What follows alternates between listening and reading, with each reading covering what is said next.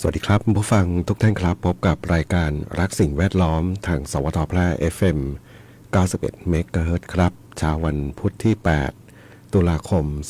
2568อยู่กับผมแสวงเป้าเพชรเป็นผู้ดำเนินรายการครับเริ่มต้นกันในช่วงเช้าๆครับในวันพุธกลางสัปดาห์ครับแล้วก็วันนี้วันหลังจากวันออกพรรษานะตักบาตรเทโวโรหณะนะก็วันนี้คึกคักนะหลายวัดที่มีงานใส่บาตรเนาะตักบาตรเทโวโรหณะนะครับนะซึ่งถือว่าเป็นส่วนหนึ่งเนาะในการสร้างส่งเสริมนะวัฒนธรรมอันดีนะที่เกิดขึ้นสำหรับพุทธศาสนิกชนนะครับพุทธศาสนิกชนที่เราช่วยกันจันโลงพระพุทธศาสนามานะครับแล้วก็วันนี้เป็นอีกวันหนึ่งเนาะต้องยอมก็ต้องบอกว่าคึกคักเนาะหลายวัดหลายที่หลายแห่งนะครับนะผู้คนก็ใส่บาตรกันในช่วงเช้าที่ผ่านมานะเสียงเครื่องขยายเนี่ยเจ้ยแจ้วตั้งแต่ก่อนผู้จัดรายการตื่นนอนอีกเนาะงวงเงียอยู่นะออกเวรไปตะคืนแล้วก็เสียงนะเจ้ยแจ้วมาเอายังนึกขึ้นได้อ๋อวันนี้วันตักบาตรเทโวเนาะบ้านอยู่ใกล้วัดนะวันนี้พบกันเช่นเคยครับกับช่วงเวลาของรายการรักสิ่งแวดล้อมท่านผู้ฟังที่ติดตามรับฟังอยู่ครับอยากจะฟังเพลงบทเพลงเพื่อชีวิตก็สามารถที่จะแนะนำได้ครับทางโทรศัพท์054523 516ครับนะแฟนเพจก็พิมพ์คอมเมนต์ไว้ได้ครับกับช่วงเวลาของรายการรักสิ่งแวดล้อมครับ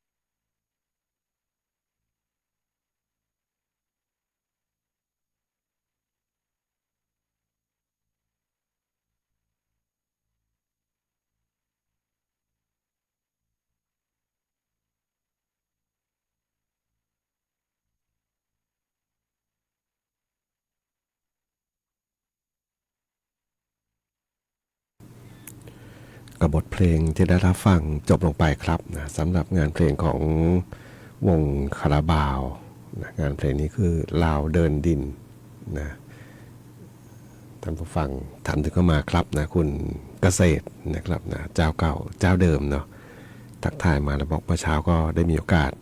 ทำบุญเรียบร้อยนะครับนะขอบคุณอีกครั้งหนึ่งในการติดตามรับฟังนะครับนะวันนี้เป็นวันตักบาตรทีโวโลหณะนะก็สร้างความคึกคักแหละเนาะหลายที่หลายแห่งบ้านเราก็น่าจะทางเมืองแพร่เนี่ยนะเขตเมืองก็วัดพระธาตุช่อแฮเนาะพอจะมีเป็นบันไดนาคลงมานะครับนะการตักบาตรก็จะความงามนะของภาพนะของบรรยากาศต่างๆเราก็จะได้เห็นความงดงามนะสำหรับทั้งฉากหลังทั้งอะไรต่างๆเนาะเพราะว่าเป็นภาพวิวทิวทัศน์ที่สวยงามด้วยนะครับนะแล้วก็มีที่ไหนอีกที่เคยมีนะมีชื่อเสียงก็จะมีที่จังหวัดอุทัยธานีเนาะผมจำชื่อวัดไม่ได้นะเป็นคล้ายๆกันนะลักษณะเดียวกันเนาะพระก็เดินบิณฑบาตลงมาจากยอดดอยประมาณนี้นะแล้วก็มีตักบาตรอะไรนะดอก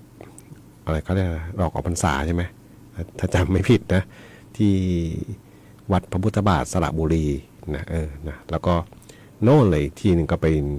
ทางภาคอีสานนะครับอันนี้เป็นเรื่องของประเพณีที่คล้ายๆกันเนาะลักษณะคล้ายๆกันก็จะมีอยู่เนาะก็เป็นงานประเพณีที่จัดขึ้นนะครับนะเห็นท่านผู้ฟังนะพูดถึงงานบุญนี่แหละเนาะพอดีโทรศัพท์มาแล้วก็น่าจะเป็นท่านเดียวกันนะที่เคยขอเพลงไว้แล้วก็พูดถึงเกี่ยวกับวันหยุดเนี่ยนะวันนี้ฟังได้ชัดเจนเลยบอกว่ากฐินหลวงกฐินพระราชทานเนี่ยน่าจะให้ตรงกับวันเสาร์อาทิตย์ท่านบอกอย่างนี้นะบอกอยากให้ตรงวันเสาร์อาทิตย์จะได้ไปด้วยมีโอกาสไปร่วมงานบุญด้วยนะถ้าไปวันธรรมดานี่ไม่สะดวกเนาะต้องทำงานนะครับนะก็นะพอดีเป็นงานภาพรวมเนาะของทั้งผู้บริหารทั้งหลายที่หลายแห่งนะครับนะที่เขาจัดขึ้นนะก็ถือว่าเป็นอย่างน้อยก็อาจจะได้มีโอกาสร่วมงานบุญด้วยเนาะนะครับนะขอบคุณอีกครั้งหนึ่งในการส่งข้อคิดเห็นเข้ามานะครับหลายคนเนาะวันนี้นี่เรื่องของอันนี้เป็นเรื่องของหลายคนที่สนใจอยู่เนาะเรื่องของคนละครึ่งนะคนละครึ่งพลัดพลัดตัวเขียวๆเลย บอกกลับมาอีกครั้งหนึ่งนะครับนะใครที่สนใจเนี่ยนะลงทะเบียนนะดูในแฟนเพจสวทก็ได้เนาะนะครับนะมีภาพอินโฟกราฟิกอยู่เพราะว่าฝั่งวิทยุเนี่ยนะอาจจะจำไม่ได้ ลงทะเบียนสิทธิ์เนี่ยใช้ระยะเวลาในการใช้สิทธิ์นะครับนะลงทะเบียนสิทธิระยะเวลาการใช้สิทธิ์นะ20 ถึง 26 ตุลาคมเนี่ยนะลงทะเบียนผ่านแอปเป๋าตังค์นะครับ20 ถึง 26 ผ่านแอปเป๋าตังค์ระยะเวลาใช้สิทธิ์นะ29 ถึง 31 ธันวาคมนะครับนะใช้สิทธิ์มีเวลาด้วยนะ6 นาฬิกาถึง 23 นาฬิกาของทุกวันเอาละไง23:05ใช้ไม่ได้ นะต้องมีการใช้สิทธิ์ครั้งแรกนะต้องเปิดใช้สิทธิ์ครั้งแรกเนี่ยภายในวันที่11 พฤศจิกายนนะครับภายในเวลาด้วยนะมีภายในเวลา 23 นาฬิกานะเพื่อไม่ให้ถูกยกเลิกสิทธิ์นะจำไม่ดีเลยตรงนี้นะลงทะเบียนแล้วต้องเปิดใช้สิทธิ์11 พฤศจิกายนนะครับภายในเวลา 23 นาฬิกานะครับแล้วก็เขาเรียกมีข้อหนึ่งสิทธิ์ของ Food Delivery นะใช้วันที่7 พฤศจิกาถึง31 ธันวานะครับนะใช้สิทธิ์เวลา 6 นาฬิกาถึง 21 นาฬิกาของทุกวันอันนี้แปลกนิดหนึ่งก็คือใช้สิทธิ์ได้แค่3 ทุ่มดูดีๆนะสิทธิ์ตรงไหนยังไงนะครับนะก็อันนี้เป็นเรื่องของคนละครึ่งพลัดนะครับนะในส่วนของคนที่จะใช้สิทธิ์ในการซื้อสินค้านะครับนะดูรายละเอียดดีๆ นะพอมีเงื่อนไขก็ถือว่าปลีกย่อยบ้างนะครับนะก็เช็คดูนิดนึงเนาะ ไปฟังเพลงกันต่อครับกับช่วงเวลาของรายการรักสิ่งแวดล้อมทางสวทแพร่ FM 91เมกะเฮิรตซ์ครับ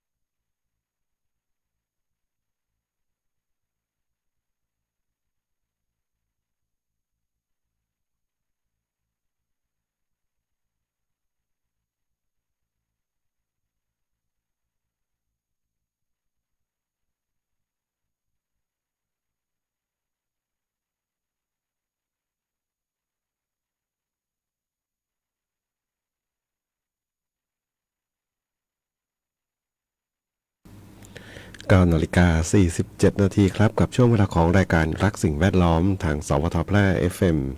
91 เมกะเฮิรตซ์ครับนะบรรยากาศนี่ได้อารมณ์ช่วงออกพรรษานะทางภาคกลางนะจะได้เห็นบรรยากาศการแข่งเรือนะแข่งเรือยาวนะประเพณีที่ต้องใช้คำว่าเกือบจะทุกวัดนะทางเหนือมีคำว่าหัวเติมหัววัดนะเพราะว่าวัดวาอารามภาคกลางแถบบ้านผู้จัดรายการเนี่ยนะจะเป็นวัดอยู่ริมแม่น้ำนะริมแม่น้ำด้านหน้าวัดเนี่ยหันออกแม่น้ำนะเหมือนบ้านเรือนผู้คนนี่แหละเนาะแต่ยุคสมัยก็เปลี่ยนละนะแม้แต่วัดที่บ้านผู้จัดรายการที่บ้านเดิมนะนครสวรรค์เนี่ยนะก็จริงๆบ้านนะก็ใกล้วัด อยู่ห่างสักประมาณ100 เมตรนะตอนนี้ก็หันด้านหลังวัดเดิมนะก็กลายเป็นด้านหน้าไปแล้วเนาะแต่มันมีอะไรถาวรวัตถุที่สร้างอยู่เดิมเนาะมันก็จะความเห็นความดั้งเดิมอยู่เนาะประตูอย่างเช่นประตูหน้าวัดนะซึ่งจะเป็นประตูขนาดใหญ่โตเป็นพิเศษนะก็ยังอยู่ที่เดิมนะยังหันออกทางแม่น้ำเหมือนเดิมเนาะนะส่วนหลังวัดเดิมเป็นกำแพงทั้งหมดแล้วก็เจาะเป็นประตูใหม่ขึ้นมานะเด็กรุ่นใหม่ถ้าเห็นก็อาจจะไม่รู้เนาะยกเว้นคนเก่านะยิ่งเก่าเก่านี่ ยิ่งเห็นชัดนะภาพชัดนะก็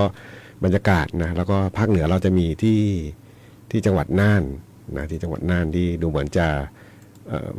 ผมจำไม่ได้แข่งที่ไหนนะทาวังผาป่ะเนาะเห็นเจ้าที่ NBT มาแวะที่สวทแพร่เราเมื่อวันไหนวันจันทร์เนาะวันจันทร์ที่ผ่านมานะครับนะก็น่าจะแข่งเรียบร้อยแล้วนะที่เมืองน่านนะครับนะแล้วก็อีกหลายๆที่เนาะที่มีการแข่งเรือนะถ้าบ้านเรานี่ก็จะมีประเพณีหนึ่งเนาะแข่งเรือลอยกระทงนะของอำเภอวังชิ้นนะครับนะแล้วก็มีอีกจุดหนึ่งก็เป็นงานแข่งเรือเหมือนกันนะทางเวียงทองไม่รู้ปีนี้มีหรือเปล่าเนี่ยนะครับนะก็ยังไม่เห็นมีข่าวสารแจ้งนะก็เป็นงานประเพณีนะที่จัดขึ้นนะครับเชิญชวนนะนี่ก็งานบุญเนาะสำหรับงานบุญของเมืองแพร่เรานะการจัดงานประเพณีกินสลากหลวงเมืองแพร่นะซึ่งจัดขึ้นปีนี้ตรงกับวันที่15 ตุลาคมนะพุธหน้านะวันพุธหน้า15 ตุลาคมนะก็เชิญชวนเนาะเข้าใจว่าส่วนราชการทุกส่วนก็คงจะรับทราบข้อมูลนั่นแหละเนาะแล้วก็สำหรับประชาชนในการที่จะเข้ามาร่วมงานบุญนะครับนะก็เชิญชวนนะครับนะ15 ตุลาคมนะงานประเพณีของทางเมืองแพร่เรานะการจัดงานประเพณีกินสลากหลวง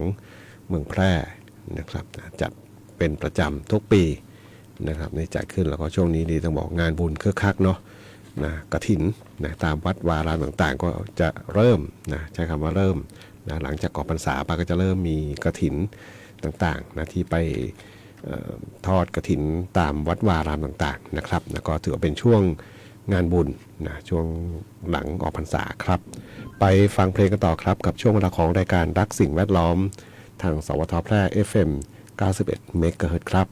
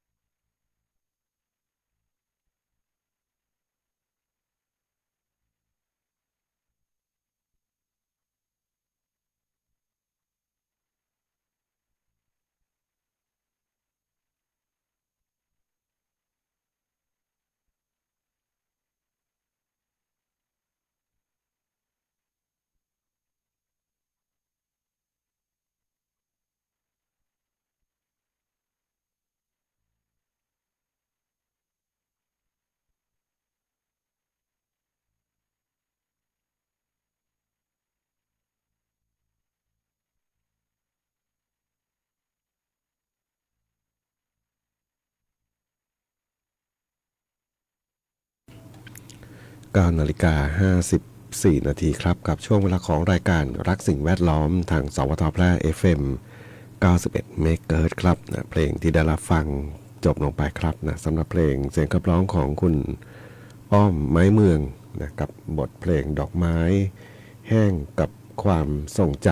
ำนะครับเป็นบทเพลงหนึ่งที่ท่านผู้ฟังถามถึงเข้ามาครับนะฟังสบายๆเนาะบทเพลงที่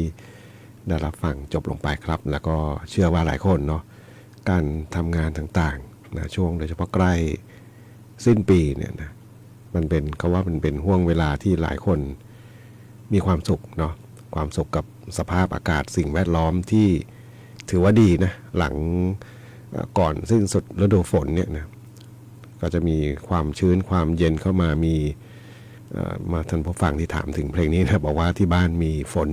ไปปลอยลงมาบ้างนะทางพะเยาเนาะนะครับเมืองแพร่นี่ฟ้าเปิดนะก็น่าจะเป็นอิทธิพลของเจ้าแมดโมนะครับสลายตัวละแต่ว่ามีเมฆกลุ่มเมฆกระจายออกมานะเราโชคดีเนาะ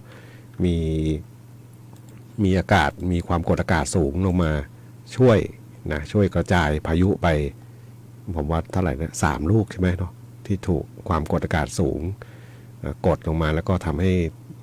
พายุฝนต่างๆเนี่ยมันกระจายตัวออกไปเร็วขึ้นนะถ้าไม่มีนี่มันก็เอาเรื่องกันนะ กลุ่มเมฆฝนที่เข้ามาตกทางภาคเหนือเนี่ยนะก็เยอะอยู่เนาะนี่ขนาดว่าช่วยไปหมายถึงว่าธรรมชาติที่เอื้อกับเราได้ดีในระดับหนึ่งเนี่ยนะเรายังเจอปัญหาเยอะเลยเนาะตอนนี้ปัญหาเรานะส่งไม้ต่อไปทางภาคกลางละนะดูข่าวเมื่อเช้าเนี่ยนะเขื่อนเจ้าพระยานะที่จังหวัดชัยนาทเนี่ยนะก็ต้องบริหารจัดการกันถ้าพูดภาษาชาวบ้านก็เหมือนกับโดนด่าทั้งขึ้นทั้งล่องเนาะปล่อยมากนะทางเหนือก็ชมเลยนะทางตอนเหนือขึ้นมาเนาะทางนครสวรรค์ก็จะชมนะนะปล่อยน้ำเยอะๆลงไปทางใต้ก็ด่าแหละ ไม่ได้รับความชมนะปล่อยน้ำไปเยอะก็ท่วมภาคกลางใต้ตอนใต้เนาะนะครับนะตั้งแต่ชัยนาทสิงห์บุรีอ่างทองแล้วก็ว่ากันไปเนาะถ้าปล่อยไปเยอะเนาะถ้าปล่อยน้อยทางเหนือก็ว่าก็ด่าแหละ น้ำขังทางเหนือเนาะน้ำท่วมน้ำขังโซนเหนือขึ้นมานะก็จะนะเหมือนกับโดนขึ้นทั้งร่องกันนะต้องบริหารจัดการให้ดีนะมาเช้าดูข่าวก็ดูเหมือนจะลดการระบายน้ำลงเนาะทางเหนือก็เอาเรื่องนะทางตอนบนเขื่อนเจ้าพระยาขึ้นมาเนี่ยนะเพราะว่าดูคุณน้ำก็เจิ่งนองเต็มไปหมดเนาะเมื่อวานเพื่อนผู้จัดรายการนะเขาปลูกอะไรนะแปลงดอกไม้นะตัดดอกไม้ขายบอกถ้าจะไม่เหลือแล้วนะเห็นโพสต์แฟนเฟซบุ๊กอยู่บอกน้ำท่วมละนะน้ำไหลแล้วไหลแรงด้วยเนาะก็นี่แหละเนาะภัยธรรมชาติที่เกิดขึ้นทางภาคกลางครับวันนี้รายการรักสิ่งแวดล้อมมาถึงช่วงท้ายรายการครับดูพยากรณ์อากาศเช้านี้ถึงเช้าวันพรุ่งนี้ภาคเหนือมีฝนฟ้าคะนอง40%ของพื้นที่มีฝนตกหนักบางแห่งบริเวณจังหวัดตากพิษณุโลกพิจิตรและเพชรบูรณ์ครับนะฝนก็เริ่มที่จะแผ่วจางลงนะครับนะแต่ทางภาคตะวันออกเฉียงเหนือนี่ฝนเยอะนะ60%ภาคกลางก็60%นะตะวันออกนี่หนักสุดนะ70%นะครับวันนี้รายการรักสิ่งแวดล้อมทางสวทแพร่ FM 91 เมกะเฮิรตซ์คงต้องนำรายการท่านผู้ฟังก่อนพบกันใหม่ในวันพรุ่งนี้ขอความสุขความโชคดีจงมีแด่คุณผู้ฟังทุกท่านสำหรับวันนี้สวัสดีครับ